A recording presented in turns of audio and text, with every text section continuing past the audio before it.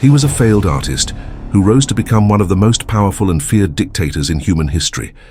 A man whose voice could move millions, whose vision plunged the world into war, and whose name became synonymous with evil itself. But how does such a man come to be? How does one soul, fueled by hate, ambition, and obsession, reshape the destiny of nations and stain history forever? Adolf Hitler was born on April 20th, 1889, in Braunau am Inn, a small town in Austria-Hungary. His early life was far from extraordinary. His father, Alois, was a strict and often abusive man, while his mother, Clara, was gentle and deeply devoted to her son. From a young age, Hitler showed signs of intensity, obsession with control, a fierce sense of pride, and an ever-growing bitterness toward authority. He was a dreamer, but a troubled one. Hitler aspired to become an artist, hoping to study at the prestigious Academy of Fine Arts in Vienna. He applied twice. Both times he was rejected. The instructors told him he lacked talent. His dreams shattered. Hitler spent years living in poverty on the streets of Vienna, sleeping in flophouses, selling postcards, and brooding over his failures. It was during these years that Hitler's worldview began to darken. In the culturally diverse city of Vienna, anti-Semitism and nationalism were rampant. He absorbed these toxic ideologies, gradually forming the hateful worldview that would define his future. When World War I broke out in 1914, Hitler saw it as an opportunity to escape the mediocrity of his life. He enlisted in the German army, serving as a messenger on the Western Front. He was wounded twice and temporarily blinded in a gas attack. For his bravery, he was awarded the Iron Cross First Class, an honor rarely given to soldiers of his rank. But the end of the war broke him. Germany had lost. Its empire collapsed. Its people were humiliated under the Treaty of Versailles. For Hitler, this defeat was personal. He didn't just lose a war, he lost his purpose. He blamed the Jews, Marxists, and politicians he saw as traitors. And it was in this moment of national crisis that Hitler's transformation truly began. In the chaotic post-war years, Germany was desperate for answers. The economy was in ruins, inflation was soaring, violence erupted in the streets between communists and nationalists. Amid this chaos, Hitler found a new purpose. In 1919, he joined a small right-wing party called the German Workers' Party. But Hitler wasn't just another member. He quickly rose through the ranks with fiery speeches that stirred up anger, pride, and fear. He rebranded the group as the National Socialist German Workers' Party, the Nazi Party, and created a symbol the world would never forget, the swastika.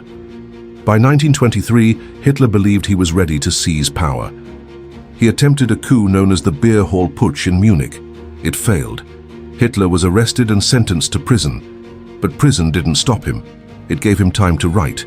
While in prison, Hitler wrote Mein Kampf, My Struggle, a chilling manifesto filled with hate, conspiracies, and a blueprint for Germany's future. In it, he outlined his vision of Aryan supremacy, his deep anti-Semitism, and his desire to expand German territory, Lebensraum, or living space, in the East. After his release, Hitler resumed building his political machine. The Nazi Party began using modern tools, propaganda, mass rallies, symbols, and slogans, to captivate the public. He was not just a politician, he was a performer.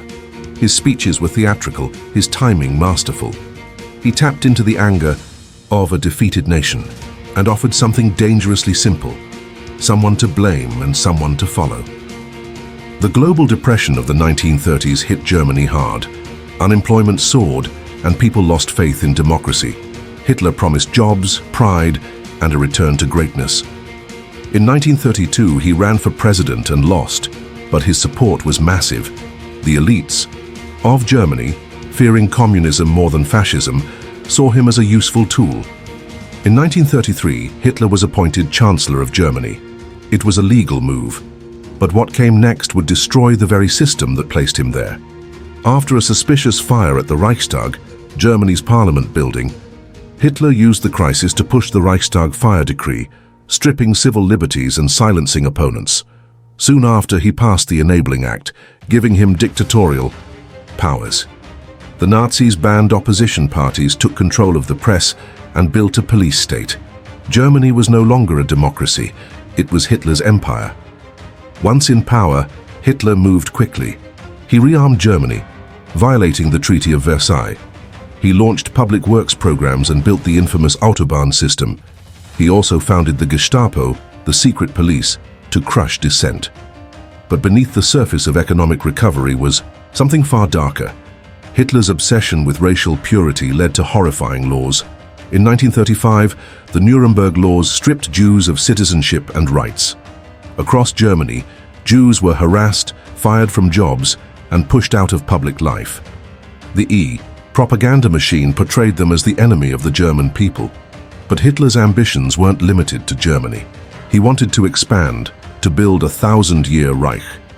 In 1939, Hitler invaded Poland, triggering World War II. His strategy of blitzkrieg, lightning war, overwhelmed Europe.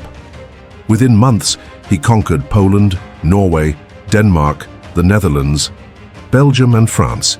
But his greatest mistake came in 1941, invading the Soviet Union. The war turned brutal, the winters unforgiving. Hitler underestimated the strength and sacrifice of the Soviet people. Meanwhile, in secret, Hitler launched the final solution, a plan to exterminate the Jewish people.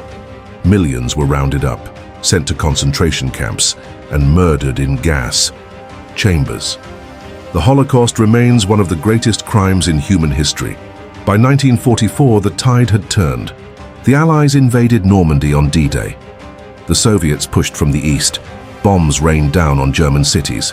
Hitler, isolated in his underground bunker in Berlin, grew more delusional. He still believed in victory, even as his empire collapsed. Around him, on April 30th, 1945, with Soviet troops just blocks away, Hitler took his own life.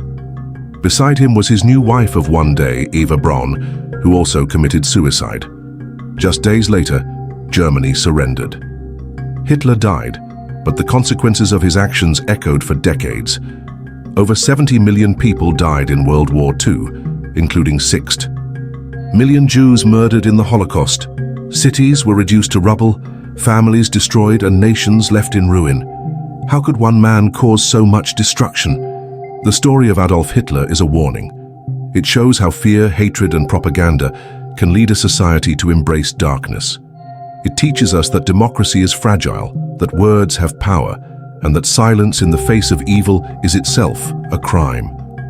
The most dangerous leaders don't always begin with guns and tanks.